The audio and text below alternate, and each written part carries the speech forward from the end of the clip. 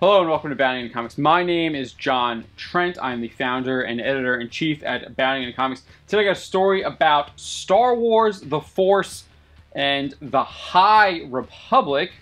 So Star Wars, the High Republic author Charles Soule recently explained how the Force will change in the upcoming Star Wars, the High Republic initiative that begins with his novel Light of the Jedi. Soule's comments came in an interview with StarWars.com, where he detailed that the team behind the New Republic wanted to explore how different Jedi, quote, look at and think about the Force.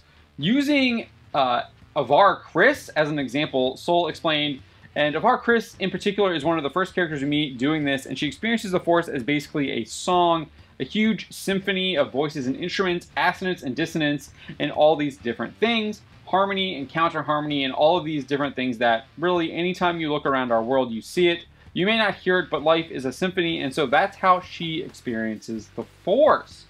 He went on to explain how other characters experience the Force. He stated, quote, other characters do different things with it.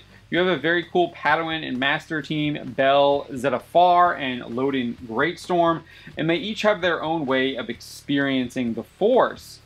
So this isn't necessarily new information. Soule talked about this with other members of the High Republic team during a panel at New York Comic-Con earlier this year. During the panel, Soule similarly detailed how Avar Kriss perceives the Force. He said, quote, she perceives the Force as basically as music. She calls it the song of the Force. And so for her, all the different Jedi have their own tones and instruments, and it all comes together into this great symphony of dissonance and assonance and all these beautiful things that she is able to perceive the way the Force connects all things as music.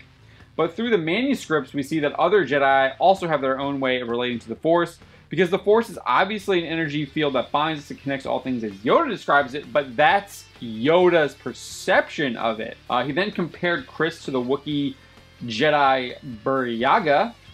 He said, whereas Burryaga, who is a Wookiee Jedi, he's a Wookiee Padawan that we also meet in Light of the Jedi.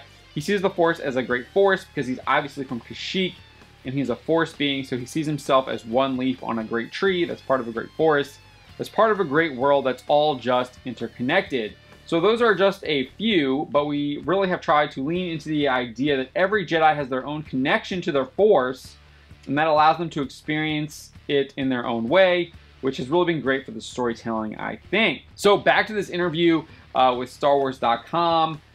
He went on to state that the High Republic will fundamentally be changing the way the Force was previously seen and viewed by Yoda and Obi-Wan Kenobi. So he says, quote, and what you come to see is that Yoda's description of the Force as sort of this luminous web of light that connects and binds all of us, or Obi-Wan's description, the ways we've heard it described are only one way to look at something that is truly a very interesting and complex and diverse thing. He then justifies this description by comparing it to different religions, saying, quote, just like many philosophies on Earth and religions experience spirituality in different ways, the same is obviously going to be true of the Force, so we see that explored in the book. Not only will there be new ways of experiencing the Force, but Soule also details there will be brand new Force abilities. He says, quote, they also have cool different lightsabers. We see them using different Force powers we haven't really seen in a while or that are totally new. I don't want to spoil anything, but there are some really, really neat Jedi things in Light of the Jedi and across the whole High Republic initiative. He would then be asked how exploring a new era of Star Wars storytelling altered the way he understands the Force or how he conveys it to readers. So he responded to that question saying, quote, I think that one of the things that I believe is true about the Force, to the extent that something can be true about a made-up construct, is that it's hard. Using the Force is challenging, and you have to find your way into it, and you have to find a path to connect to it. And that's why Jedi train literally their entire lives to use it and improve their connection to it. It's something that you have to calibrate yourself to be able to tap into. It's out there. You're not changing the Force by tapping into it. You have to change yourself or find your own resonant frequency within yourself that allows you to tap into what the Force is. He then elaborated, quote, and it's hard. You have to be super focused. You have to become the Force to use it properly. You have to tune yourself to it. He then went on to kind of provide a comparison to writing a novel. So he said, quote, and I think that is very much like the experience of writing a novel. Because when you're writing a book, you have to completely envision a new world, and then you have to inhabit that world, and you have to make new people that live in that world, and then you have to let those people do the things that they would do if that world were real. And it's very, very challenging, and it's exhausting mental discipline that I love doing, but it's really hard. And so that's my version of tapping into the Force, I think, is trying to write a good book. So I have to give credit where credit's due. Soule is spot on in his description of the Force being hard to master and being a challenge that can take a lifetime to master. That is similar to how George Lucas described it back in 1981 during the Revenge of the Jedi story conference. Lucas stated, quote, "Yes, everybody can do it. It's just the Jedi who take the time to do it." He then compared it to yoga, saying, quote, "Like yoga, if you want to take the time to do it, you can do it. But the ones that really want to do it are the ones who are into that kind of thing. Also like karate." He would also discuss the Force during a writer's room meeting for the Clone Wars in 2010, where he stated the only way to overcome the dark side is through discipline.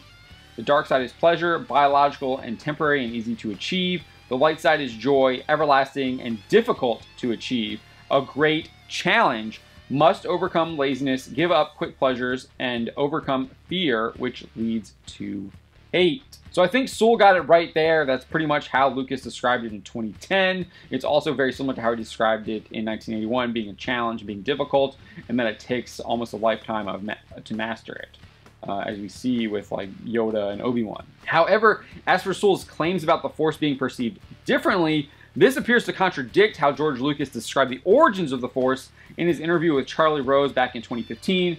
So back then, Lucas explained, quote, "The Force basically came from distilling all the religious beliefs, spiritual beliefs all around the world, all through time, finding the similarities, and then creating an easy-to-deal-with metaphor for what religion is." And the point is that, I mean, in the very beginning, when you have people worshiping rocks and deer, they called it life force.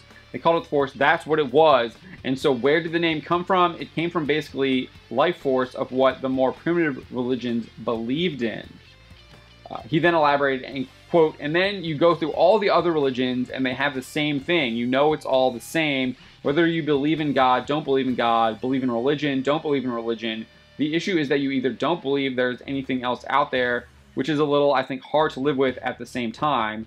I mean, I believe something's out there. I just don't know what it is. I have no idea, or what I dare to guess, but I do know the religions are based on it. They're human psychological needs that have been put together mostly to create a society.